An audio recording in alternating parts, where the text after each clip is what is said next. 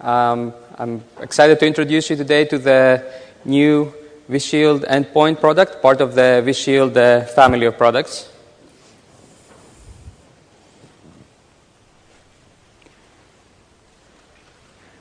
We're going to go over vShield Endpoint, introducing the main use cases, the main reasons for this product, the problems that we are enabling our partners to solve with this product. The vShield Endpoint is part of the family of the vShield products, is developed facing our security partners. It's not a product that we deliver directly to the end customers. It's an enabling feature for our security partners. And we're actually going to have one of our partners, Trend Micro, to talk about how they integrated their antivirus solution with vShield Endpoint towards the end of this presentation. We're going to go over we're going to look under the cover and look at the component architecture. We're going to get a little bit more in detail about how it works, what APIs we provide to our partners, and the different features that are available to them that enable them to make a better use of the virtualized environment to provide better than physical security. We're going to see how we integrate with the virtual center and how we enable the VI admins to monitor the status of the vShield endpoint, that all components are deployed and operate as configured. And then, as I said, I'm going to pass it on to our partner, and we're going to close with Q&A.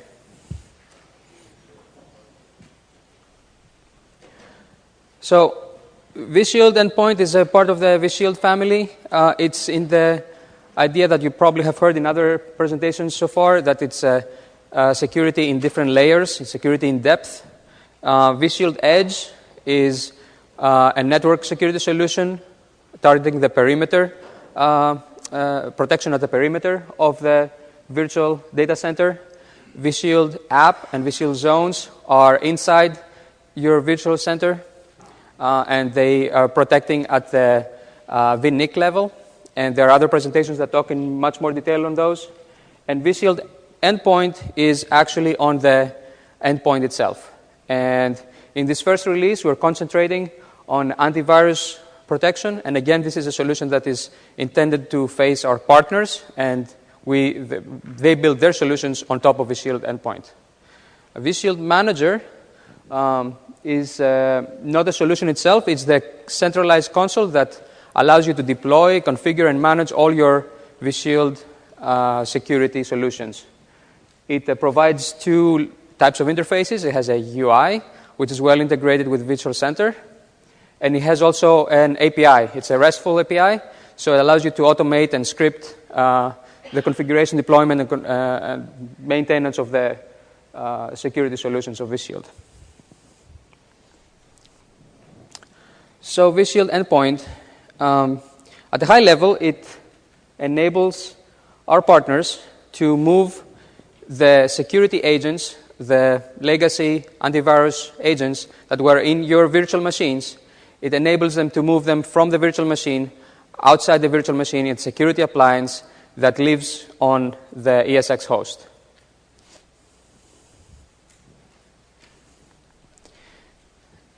There are a number of issues that in the virtualized environment, the legacy antivirus solutions have not been very good in dealing with. So one of them is the issue of AV storms. The way that most antivirus vendors have been dealing with virtual machines and how to protect them is more or less doing the same thing they've been doing on physical machines, which is to install an agent inside them. And that does solve the security problem, but it doesn't leverage the best that could be done on a virtual environment. It also creates some unique problems in a virtualized environment. This is because the antivirus agents are fairly resource consuming in multiple levels. They tend to have spikes on their resource consumption. So in a typical antivirus solution that you have installed, either in a virtual machine or in a physical machine, you will schedule scans that happen at a certain time, And the antivirus solutions that are out there, for the most part, do not have knowledge that they're running in a virtual environment. So very commonly, those scans are happening at the same time. As virtual machines may be actually moving from one host to another, it becomes very hard to, even if you are trying to, actually make the schedules in a way that they don't all coincide. In addition to the scheduled scans, more and more becomes of a problem the signature updates of the malware that those engines have in their memory in every virtual machine. Those get updated the updates becoming more and more frequently as the antivirus engines are trying to keep up with new malware that is coming out, and they're trying to do that in a very as close to the time zero as they can. So the updates are becoming more frequent. So this is creating an issue on a virtualized environment when you have multiple dozens or even of hundreds of virtual machines. In a VDI environment, for example, you can have 60 or 200 virtual machines on one ESX host, and if all of those are making heavy use of resources at the same time, then you have a peak that the ones of you that are running a high consolidation virtual environments have already seen.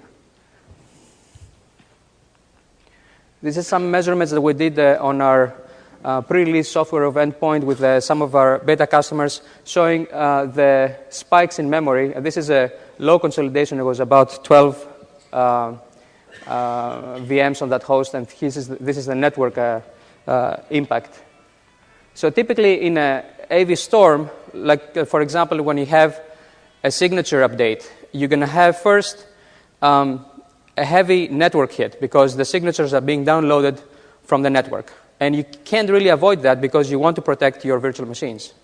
Then you have a CPU hit following that, which is going to be when the AV agents are decompressing those signatures that came in from the network compressed. And right after that, you're going to have a storage I/O hit, which for most of our customers, actually, that was probably the worst, when you get those signatures to be stored on the disk of the virtual machine. And again, if you do that again and again and again at the same time on the same host, that creates a bottleneck. So this was a real issue out there. It actually prevents our customers to utilize the ability that the platform, the VMware platform, provides them for high consolidation. The requirement, the security requirement to have agents on all of those virtual machines prevented them to moving into higher consolidations because they couldn't deal with the impact of those updates. So there's an opportunity that we took and we're addressing in this with this solution, the vShield Endpoint. We're enabling our partners. We provide them with introspection, which means information that is inside the guest that they need to be able to run the same security engine that they were running inside the guest to be able to run it outside the guest in a hardened virtual appliance. So this is what vShield Endpoint is about, providing to our partners information that they need to be able to run the same kind of engine that was running before, but run it outside. So the point here is that we don't want to reinvent a new security engine. vShield Endpoint is not a new way to do antivirus solutions. It's the same engines, the same proven engines that our security partners are already having out in the field, but now they can do it from the outside.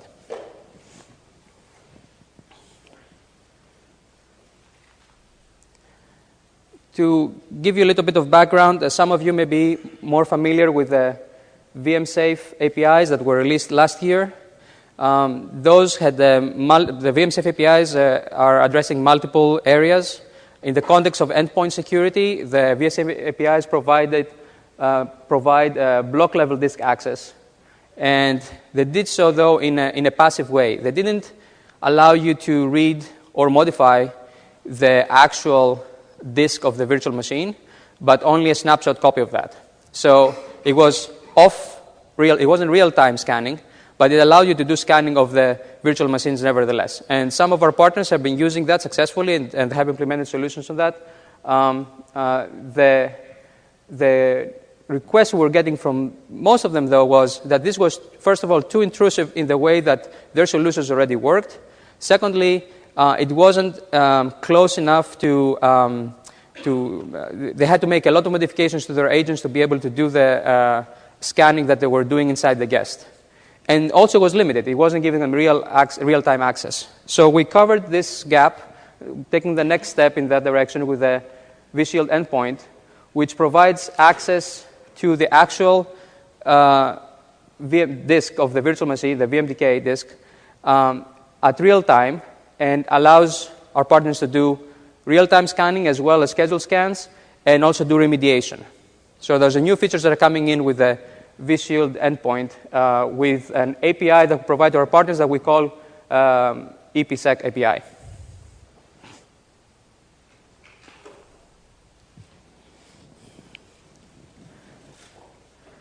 So the AV storms was one of the main use cases, one of the main pain points that we're addressing by externalizing the antivirus engine from within the guest to outside to a virtual appliance. But there are many other benefits by doing so.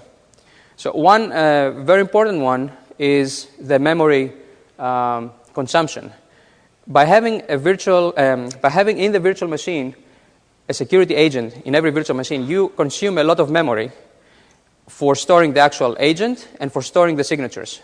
Now, depending on the vendor, this could range from a few hundreds of megabytes up to 1 gigabyte. The actual runtime could go very, very large. And going in the future, it just grows because your signatures are becoming more and more. So this is a big cost that you pay on every virtual machine. And as memory is what we're finding from our customers, the main bottleneck for consolidation is memory. It's not the CPU. Modern hardware is coming up with more cores than we can account for.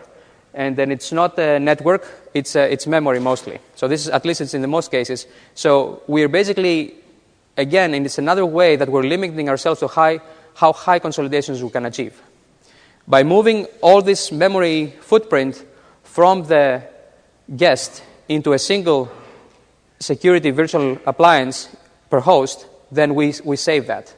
And our partner from Trend Micro is going to show you some numbers on this, but depending, again, on how much footprint the partner agent has, this could be substantial savings. We've been running, so those savings of memory translate into higher consolidation rates, which directly translate on lowering the cost. It actually, if we did our product management was doing calculations using the cost calculator that we have in VMware when we're establishing with customers what it will be the savings that we're going to have when they move into the virtualized environment, and take into account the savings from memory that they would have if they move the virtual machines out, how much more consolidation they will have, how much more virtual machines they can have per servers, and it actually turns out to be a substantial amount per virtual machine. You're going to get a little bit more into that. The other aspect, another benefit that may not be immediately visible when we move the antivirus outside the virtual machine is that you don't have to deploy. Now it's the management of the agents. So before you had to deploy all those agents of the antivirus solution into every virtual machine. Now you have to deploy it in one spot per host, and this ease of deployment means savings in the administration overhead.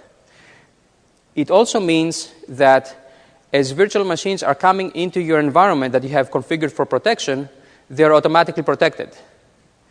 It's a move towards the direction of providing security as a service. If you configure your infrastructure using vShield Manager and the vShield endpoint to protect your environment, as virtual machines are coming, as you enable virtual machines and you create virtual machines in your environment, then they're automatically protected. You don't have to do an action per virtual machine. So think of it when we're looking into more of a cloud environment where you may not even own the virtual machines. You can provide the infrastructure that provides the protection to the virtual machines without actually having to touch the virtual machines themselves.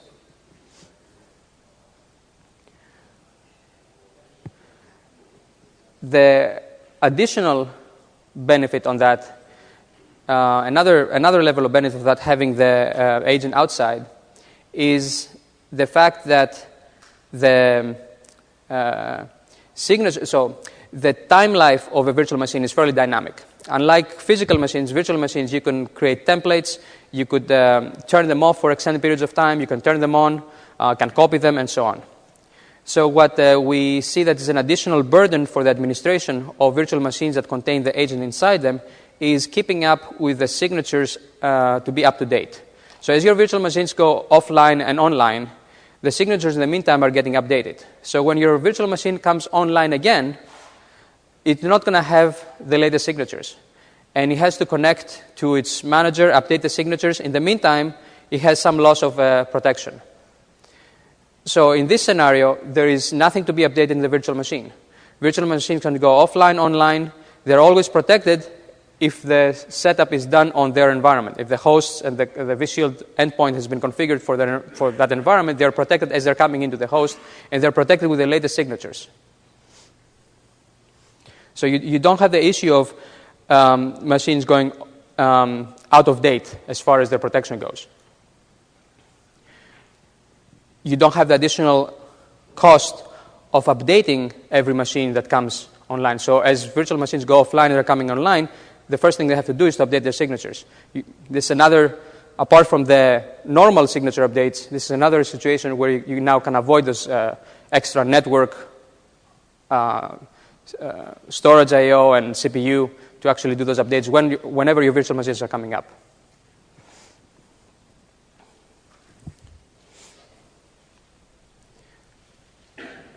So to summarize the key benefits and the key use cases that we are addressing with this solution, it's the averting the AV storms by design. There is no need anymore for the multiple updates on every virtual machine. We save memory, so we allow you to increase consolidation and therefore directly reduce your costs. It's always on, it's always up to date because the signatures are in one place. And new machines that are coming in are sure to be having the latest signatures. One additional security benefit is related to the reduced footprint that the agent, that the security solution in general has now inside the most vulnerable part, which is the guest operating system. This is where the malware attacks, and when you have in the legacy solutions, where you have your antivirus solution inside the guest, this is exactly where malware goes and attacks it. What the malware is trying to do is basically trying to disable the antivirus solutions. And they do that by privilege escalation. They run it basically at the same privilege that the antivirus engines run, typically. And the antivirus engines are in a disadvantage because they already publish themselves. They're a published product. And the malware coders are having that to their disposal and try to figure out how to disable them.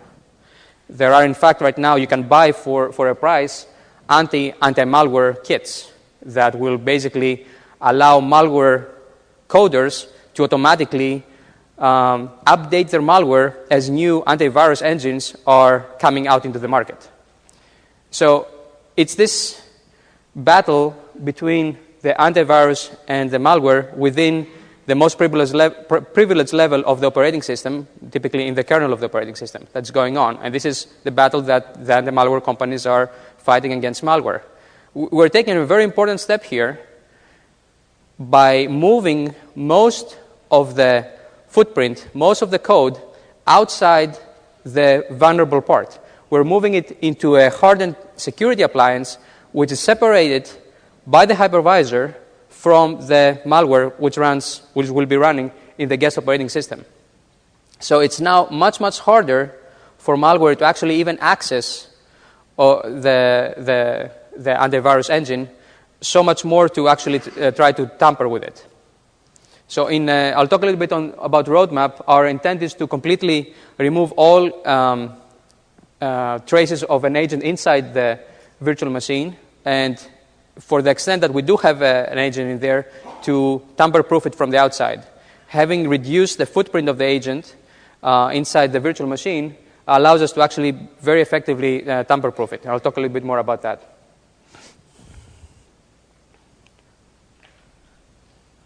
So at this point, I covered the main use cases, the main pain points, and what we achieved with this solution. I'm going to go a little bit more in depth. I'm going to open the hood, look inside about what APIs, what are the components, what APIs are providing to our partners, and how do we facilitate for them to take advantage of this virtualized environment to provide those better solutions. So this somewhat complicated slide, I'll try to guide you through that. The first thing I want to point out here, so this is the components involved. On this side, this is a guest virtual machine. This is your host, and this is the security appliance at the high level. Now, there are two views that are of importance here. One is the security admin, and the other one is the VI admin.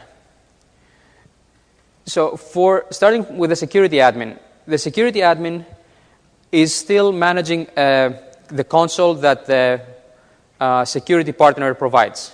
And as far as the security admin is concerned, there is no change in the interface. There need be no change in the interface that they're exposed to. The API that we provide to our partners allows them to handle the virtual machines with agents from the outside, but this doesn't have to be exposed at how the policies of the security policies are managed, how they decide which VMs to protect, and so on and so forth. So there is no need for retraining. There is no need of changing what the security admins were doing all along before. It's basically for them the same administrative console. And that's an important point because we're not providing a new security solution here. We're providing a different means of securing our virtual machines. And there is a separation between what the security admin looks at and what the VI admin looks at. So the VI admin, in this context, is concerned with the deployment of vShield endpoint and a security solution, but it's not concerned with the specifics about the policy. So the VI admin sees that there is a security solution deployed in the infrastructure. Those hosts, clusters, VMs are protected, and the solution works properly as configured.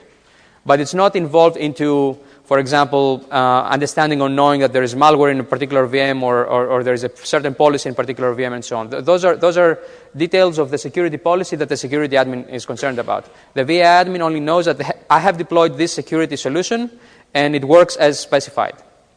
That's the level of interaction that's that would make the separation with this VI admin and security admin view, which in some organization may be the same person in the end, but there are two distinct roles.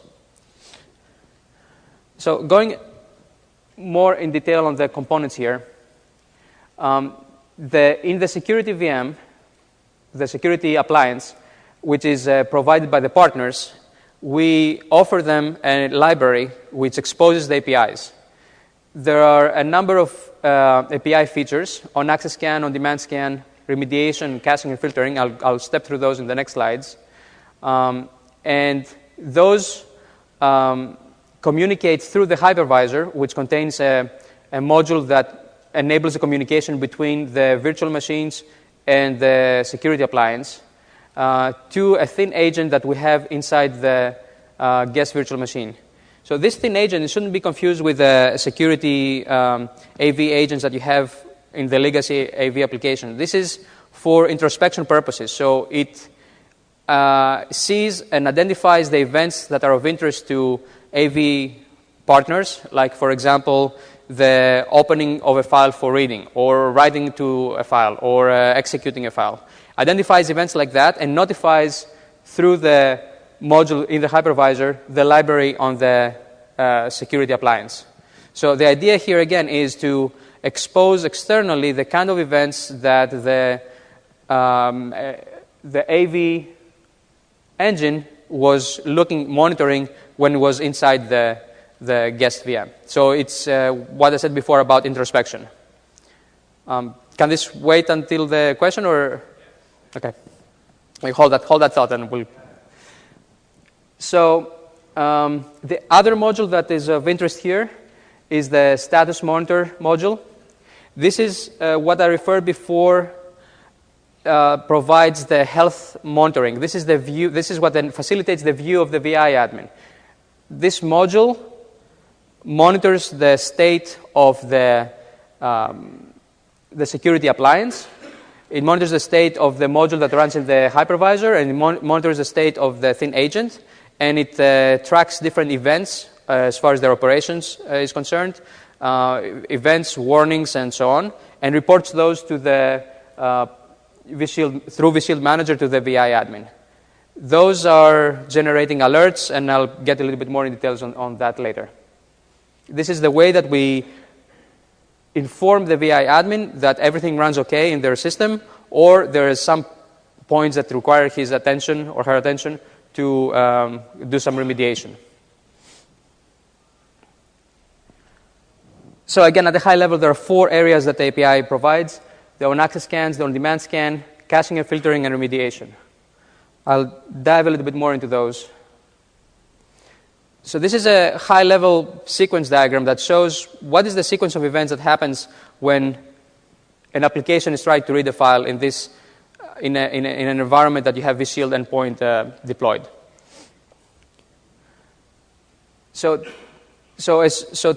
in this scenario, I'm assuming that the application is trying to either start itself, execute, or try to read the file. This is a typical event that a legacy antivirus, or in this case, the antivirus running outside, is interested in that event. They want to see that file before it actually is being handled to the application. They want to scan it against their database of signatures to ensure that it doesn't contain malware.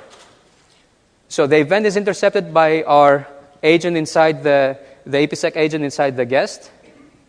And then in a typical, if it's not the first time that this happens, there is a cache involved there. So if this same file has been already scanned and has not been modified since the last time it has been scanned, we track those events. We know that it has happened, and we can return the result immediately. So that will save us time here. So those are caching for performance improvements. There is also the ability for the partner to define filters based on the file type, directory, include or exclude different directories to basically decide which files are of interest to them. Some files may not be of interest. And this is, again, typical of how the antivirus engines operate on the legacy solutions as well. Assuming here that that's not the case, the file event will be transferred through the module in the hypervisor from the virtual machine to the library that is in the security virtual appliance. And that, through the IPsec API, will be communicated to the partner agent.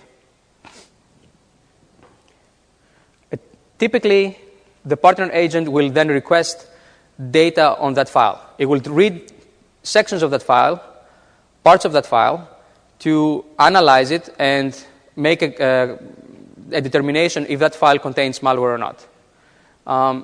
There is, again, cache here that is involved on the security virtual machine side. When we transfer data from the guest to the security virtual machine, we transfer more data than is requested, and we cache it on the security virtual machine side. Again, this is for performance optimizations as we analyze our channels to see where we have more bandwidth for more messages versus larger messages and so on.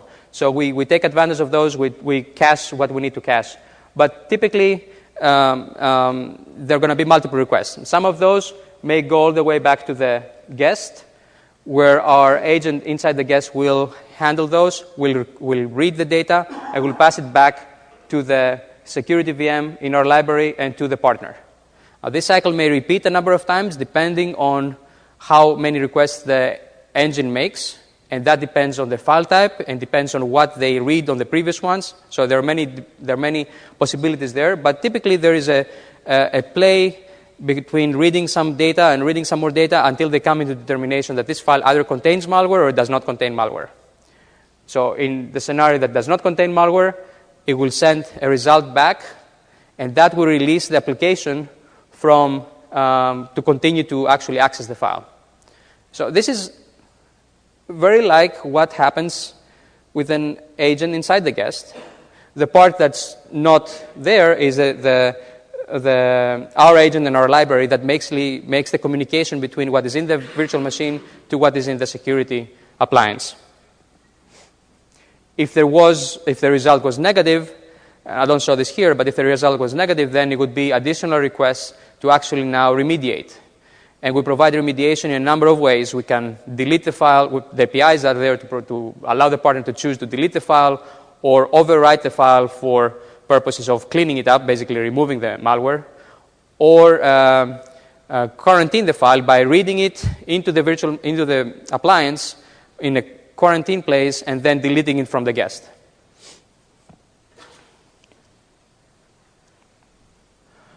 The on-demand scans that we support with the Endpoint solution provide a set of APIs that allow the partner to scan the disk inside the virtual machine. And they can initiate scans, so they have like a start scan commands that, again, they're allowed to define which directories or what they want to filter out and what files are of interest and so on. They can start a scan, and the scan will be, again, through the IPsec APIs, moved into the thin agent, which will scan the file, scan the directories, and what it does is basically generates an open event, very much like the events that you get on real-time access. So it will go through all the files, it will generate events for each one of them, and then the workflow is very much what I showed you in the previous slide. It will generate an event, the event will go back to the agent, the partner agent, through the IPsec APIs, and they can choose to scan them and remediate and so on and so forth. It's exactly the same scenario. The difference is that we have an engine inside the guest that will basically scan the directories. And we provide APIs to do the normal management of those on-demand scans. Start them, stop them, and so on, pause them, get info on them. The thing of importance here is that since there is one security virtual machine for the host that manages all the scans for all the virtual machines on that host, it can schedule now, with full knowledge of what's happening on all the virtual machines, it can schedule and avoid resource contention. Depending on the agent can read from VC APIs what are the resources available. We can check on the basically how much load it wants to generate on that host at a given time, and serialize them or put them in parallel as best their algorithms want to utilize the resources that are on that host.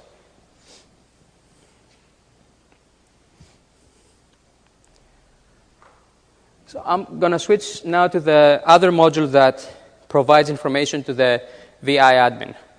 So as I said, there is a module in the library that monitors all the different components, those being the component in the virtual machine, the component in the ESX host itself, and the security virtual appliance. And it generates events. Events could be normal auditing type events like startup or shutdown. It could be, though, warnings or errors like incorrect version or some resource, lack of resources like out of disk space and so on. So those events are normal VC events. So if you're familiar with the events and alarms in VC, it's the same kind of events. They're tagged appropriately so you can search and isolate them from the other events that are in your VC console, but it's the same kind of events. And we pre-configure a number of alarms for certain events that are of significance that basically indicate a condition that needs to get attention on. We have pre-configured alarms. And those alarms are going to be coming up in your VC console, indicating to you that there's something requires your attention and what that is. So this is an example. You will see an alarm on a particular host that there is a warning, and if you follow up, link through that, you can see what the warning is. You can see what events generated that warning, and you can see in the event descriptions what are the probable causes of the issue, the underlying issue, and also what are the probable ways that you should look into remediating.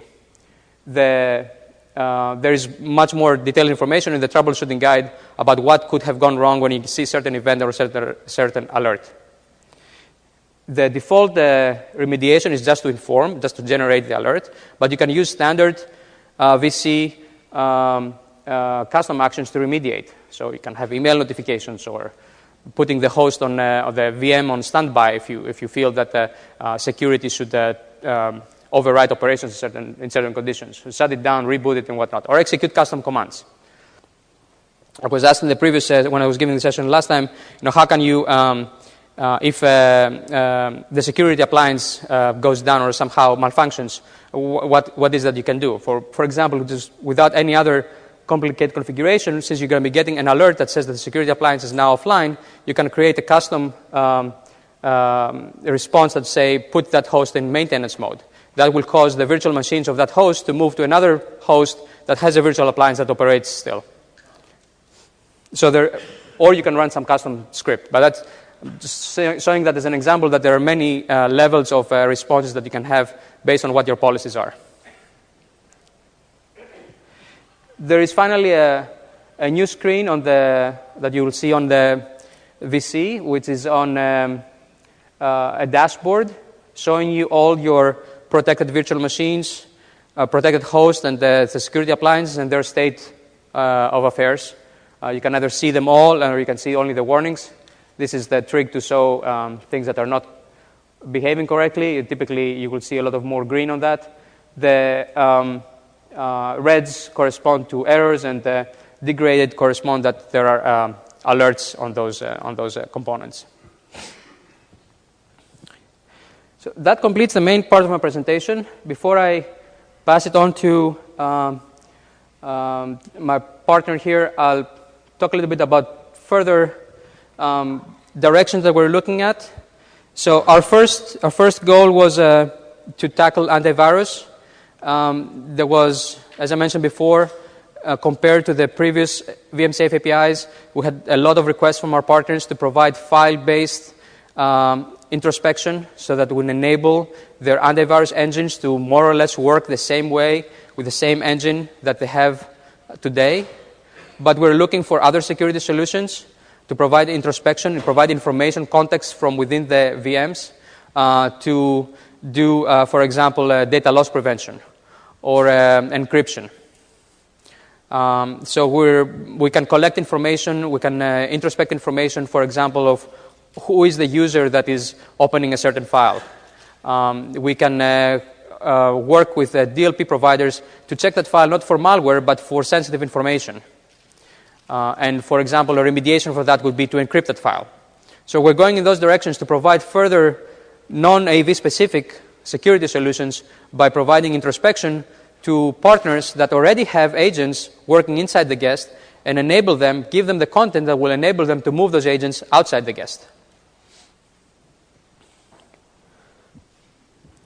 We are looking into our own infrastructure. For example, in a Vue environment, you have typically a lot of cloned virtual machines, thin clones or full clones. But even in non-Vue environment, you may many times have in a virtual environment and in a physical environment for that matter, copies of the same files in many different instances of your virtual machines or physical machines. Having one centralized place where your antivirus runs, now you can take advantage of that to deduplicate the scans that you do. So actually give a huge boost in the performance by avoiding the scan altogether. So in a thin clone environment, when you have hundreds of VMs sharing the same disk for their operating system, for example, you don't have to scan the same file again and again and again in all of them. So if we provide this information out to our partners to know that this file is basically the same file on the disk, they can avoid unnecessary scans. We can do that even if it's not the same actual file, but it's an identical file. If it's the same operating system and we match the signature, the hashes of those, then we can basically make claims of what the status of a file is based on a scanning that was done on another virtual machine. So there is a lot of potential there to really increase the performance by avoiding scans, by deduplicating the unnecessary scans. And this is another direction we're taking. And finally, I mentioned before that we're looking into tamper-proofing our in-guest components. So right now we do have an in-guest component. It's fairly static. It doesn't have anything to do with the antivirus part of it. It doesn't have signatures, so it doesn't need to be updated and whatnot. It's fairly static, but we do have a component inside, and we we want to make sure that this is well protected. And we are looking into technologies like we had with VMsafe vCompute, which allows us to read memory and to read what is executing on a virtual machine, to make sure that that component is not tampered with. And it's possible to do because it's a very small footprint, it's well localized, and it's well known to us what the actual code that runs there should be. So we're looking in that direction too. And I think, again, this goes, security-wise, is a big step because we're really changing the game as far as anti-malware and malware fight by moving most of the attack surface outside, so out of reach, and really hardening whatever is left inside. So with that, I'm going to pass it on to Bill McGee. He's the Vice President of the Data Center of Product Development at Trend Micro. Thanks, Bill. Marios. There you go. So before I get into some of the details of what we've done with EPSec, the work that we've done using the vShield endpoint APIs is really another step in a journey that Trend Micro has been taking for the last few years. One of those forces has been to continue to try to reduce the impact that we have on our customer systems. That's by reducing the pattern size that we use. We've moved to what we call a cloud client architecture that allows us to have more of the pattern information off of the guest or off of the end computer. And the second, though, is that when technology changes, there's always a new place where we have to fit into our customers' information flow in order to help protect the customer's systems. So as new innovations come along, we typically have to reshape our technology to fit to protect systems better. With the new APIs from VMware, both the VMsafe APIs last year and now with the vShield endpoint APIs, they've given us, as a security vendor, a new place to fit, not just to help protect customer systems better, but actually to have less impact on those systems as well. And so there's really been what's interesting about this new release and these new capabilities is not just the protection they provide, but also the operational benefit that is delivered. So in terms of, Marios described things from the VMware perspective, from Trend Micro and our customers who are used to our products. We typically refer to real-time antivirus scanning, which is scanning that is going on for every file access on that system to ensure that no new malware can be introduced into that system while it's doing its work. And the vShield endpoint APIs allow us to do our real-time scanning. We perform that on the dedicated virtual appliance that is on the vSphere server, not on the end guest itself. Secondly, we also deliver our manual or scheduled scanning functionality as we've done today. This scheduled scanning, typically done perhaps on a weekly basis. And as Marios mentioned, the benefit of this architecture is we can guarantee that scheduled scan is only going to occur on one virtual machine at a time. So therefore, you're not going to end up with the AV storm situation in terms of either CPU impact and I/O impact of scanning kicking off simultaneously. We can leverage, this architecture does leverage the Trend Micro Smart Protection Network, so the frequent signature updates that are being delivered to protect either server or desktop's environment is provided, and all the typical actions of blocking access, deleting malware, quarantining files that are malicious can all be delivered in this architecture. In some ways, in different ways, in that if we're quarantining a file, we get it off the guest onto the virtual appliance and then up into our management system for further analysis. And also what VMware has delivered is caching mechanisms that again help the performance impact of this scanning to be minimized. If a file has been scanned and there hasn't been a new pattern update, then the second time that file is accessed on the guest, there won't be an interaction between the guest and the virtual appliance, again, providing performance benefits. The typical capabilities, the product from Trend Micro that this functionality is incorporated in is our data center security product, which is called Trend Micro Deep Security.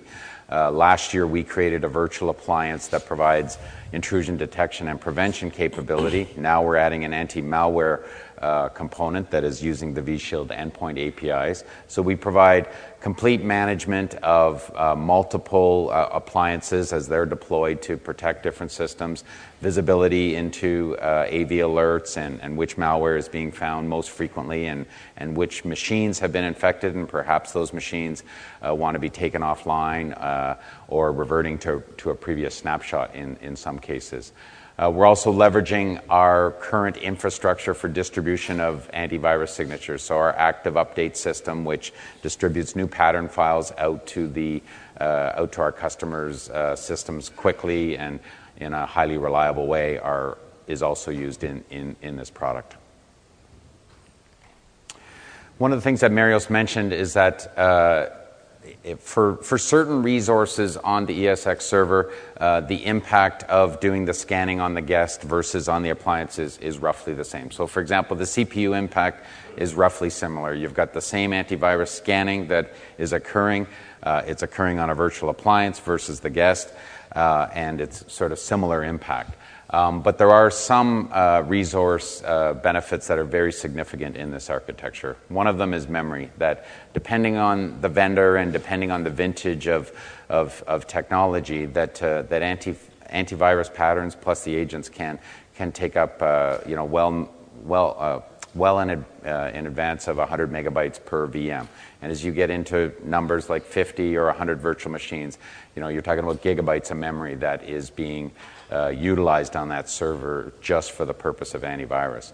In the case of this architecture, you've just got one engine and one pattern file for all of the VMs on that server, and therefore the memory growth as you're adding additional VMs is not there in terms of the vShield endpoint architecture. The second is that the pattern update action within customer systems can have two impacts. One is a network impact in terms of the network bandwidth that is utilized to distribute pattern files to all the virtual machines, and there's also the I/O impact of saving that file to disk and for future use. And therefore, in this architecture, as your number of VMs grows or is large on a certain server, again, you're going to get a 10-to-1 or more benefit, both in terms of the network impact of the pattern updates as well as the I/O impact of saving those updates. So again, another significant savings of this architecture. We've packaged this capability in a product that's called Trend Micro Deep Security. It does, in addition to the anti-malware capability or antivirus capability, which works in the agentless manner, we also have IDS, IPS protection that is also provided agentless. We also have additional functions such as integrity monitoring and log inspection, which currently can only be delivered using an agent on the guest. But again, our vision is the same as VMware in that we're working to get as many of these functions off of the guest and into our virtual appliance as possible to help reduce the resource impact and make it much easier to manage. And in addition to speaking here, we have a demo of our technology in the Trend Micro booth. If you haven't had a chance to drop by, please drop by and take a look. The product is commercially shipping next month. So we depend on vSphere 4 infrastructure being in place and the vShield endpoint components being deployed. Once those have been deployed, then Trend Micro Deep Security can be used to deliver anti-malware in this agentless configuration. Thanks for your time, and we'll open it up for Q&A. Mm-hmm. Yeah, go ahead.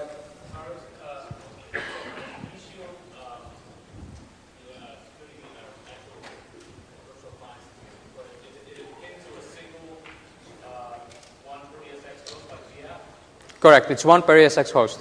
So the question is if the appliance is one per host, and that's the case, yes.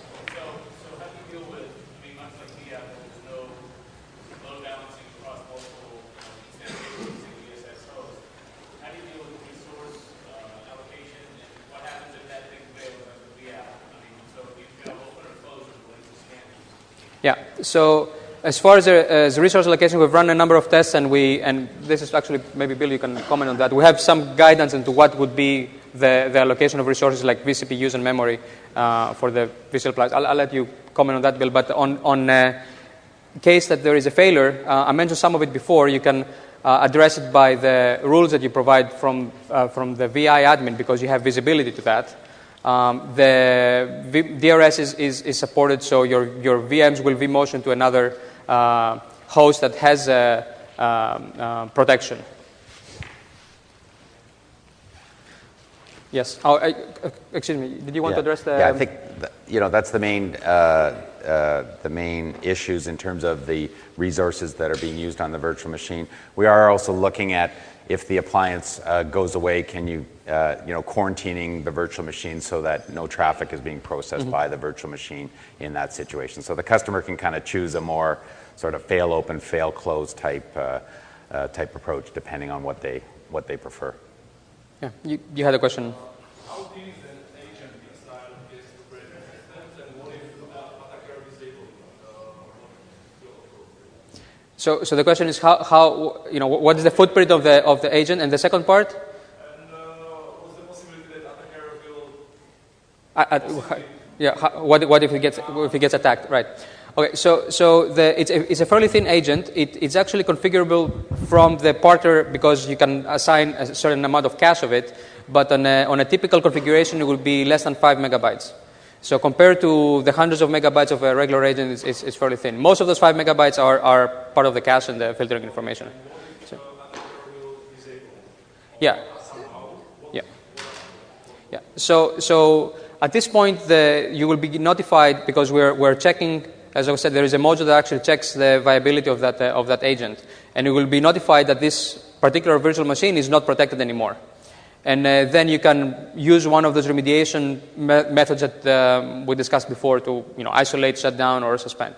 To your point, though, this is not a full protection. I'm not claiming here this is completely foolproof. We are working into further hardening that agent inside, to not only be able to notify you that something happened and remediate by isolating the virtual machine, but also make it much harder that agent that we have inside is not going to be possible to compromise.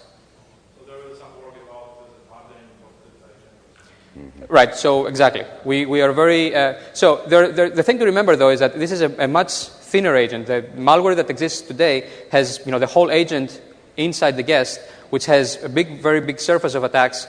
Our code there is already protected. It's hardened, but and we monitor that it operates with that module that I mentioned before. But we want to further harden it by ensuring, with the VM-safe memory introspection and CPU introspection, that the code actually itself has not been modified in any way. So maybe the most sensitive point of the whole solution, besides service module access and so on. It is, in a way, yes, in that it's still the point that is inside the guest. There is still a point inside the guest. Yes. Yeah, go ahead. Yeah, why don't you? You mentioned basically 4.1 or 4.0 that's required. 4.1. Yeah. Go ahead. What's the performance impact associated with the overhead of passing all the traffic to this virtual appliance? Yeah, so the question is, what's the overhead? So got to be careful in terms of the word traffic, in the sense that what we're really talking about, so the deep security product has multiple capabilities: traffic processing and anti-malware scanning. With respect to the anti-malware scanning capability, that's really getting the file I/O events over to the appliance and back. Where we see that cost initially is, in the first time that a file is scanned, there's definitely an interaction to the appliance, and the scanning occurs. So there is a slight impact on I/O. As soon as that scan has been done once, though, then there's basically no additional impact as we take advantage of the cache on the guest. So, it depends what your measurement is. Application launch times are slightly longer. The first time they're launched, subsequent times we see no difference. That's kind of how we look at the resources. The other things, CPU is basically the same. There's a little bit more going on, because obviously there is the interaction between the appliance and the guest, but as a whole, the host CPU looks almost identical whether you have agent-based or agentless deployment. And then you do get these other certainly significant memory savings and avoiding the spikes in network and I/O for pattern update. Yeah, I just wanted to expand on that. I mean, by looking in one certain slice of performance, it may be misleading. One of the key things that we addressed here is performance, because the key issues that we had in a virtualized environment was the spikes that you had. And that is not there anymore. So overall, the performance of the system is much better. In addition, we saved a lot of memory, which can be used either to increase your consolidation or make your system perform better. So if you look at the overall solution, you actually increase the performance significantly, and that was the main pain point that we're addressing. Yeah, go ahead. Around the transport between the two containers, is that using an IP transport or is that kernel to kernel?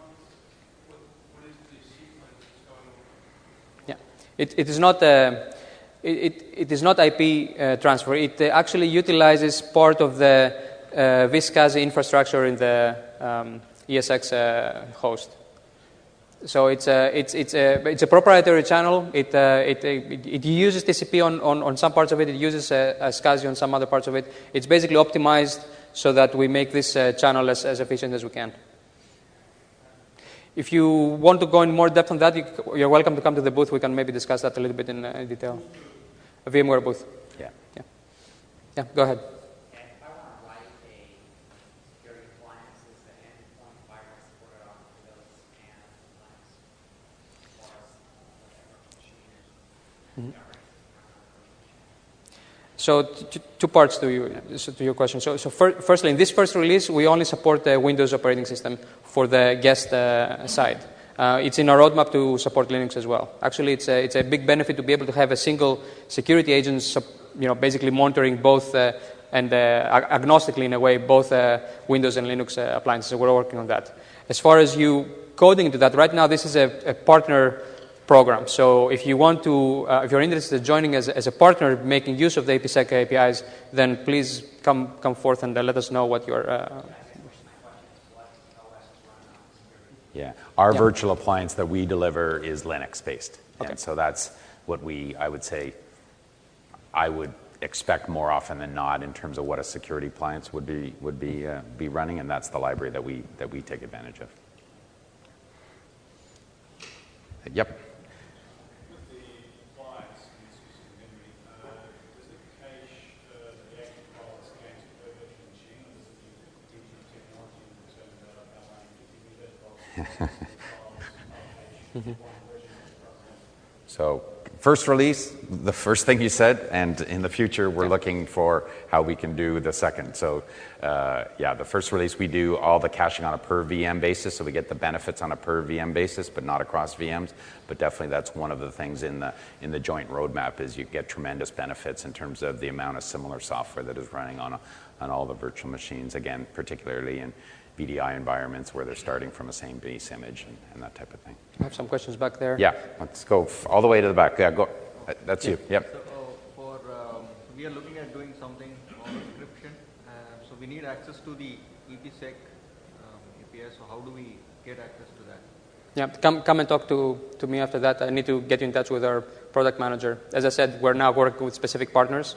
Okay. At this point, we're working with Trend Micro, Symantec, and McAfee. Let's talk. Yep, go ahead. You guys mentioned eventually there would be support for deduping the file blocks using Linux technology. You guys spoke with some of the other partners like NetApp for leveraging their technologies as well, trying to fit those together. Yeah, we're having discussions with NetApp as well, and that's a good point because link clones can be actually many different ways that it's done, and each one of them has its own intricacies. So as we're going into our roadmap into deduplication, which is one of our main efforts, we're looking into partners as well on that. Yeah, go ahead. How do you cause the redesign of VMsafe? Because this is the next level of VMsafe, I suppose. It's a next step, right? It's not modifying the VM. So the VMsafe libraries as they were, they're still available, right? It's new another step. Yeah, it's complementary. Yeah. It's complementary. Yeah. Yes.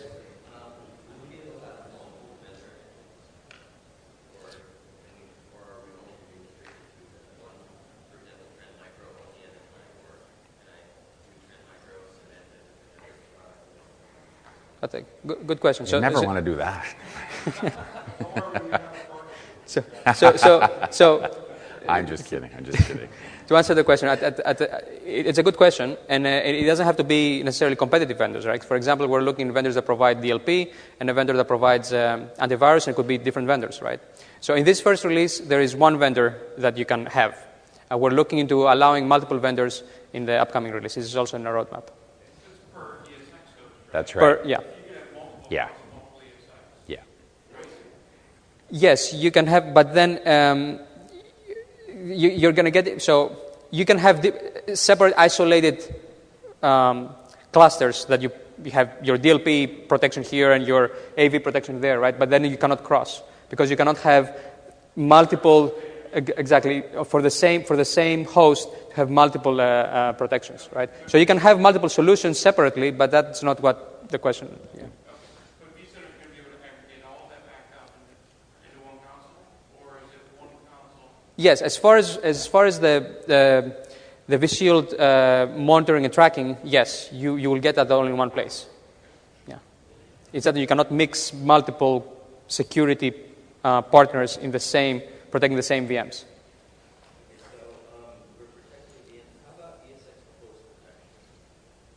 So,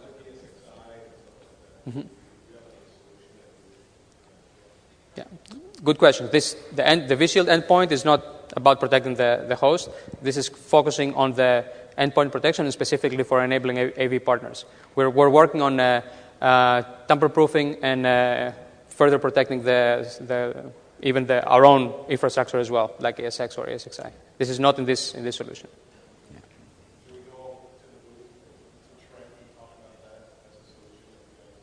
Yeah, I mean, again, this solution that we're talking about is really focused at protecting the guests in terms of our deep security product. The one way that it contributes to protecting the host in that some of the virtualization attacks are from the guest outwards in terms of how the attack occurs. So keeping the malware off of that guest is actually a key step in terms of keeping that overall server secure. But there are definitely other avenues of attack. But yeah, we're happy to talk about that in the future. But just to be clear that this capability is virtual machine. We have a security virtual machine that's running on the hypervisor, and therefore is dependent on the hypervisor in terms of security.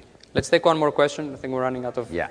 No more questions. Okay. If you have, if you wanna please come come to the then. booth for any additional information that you need.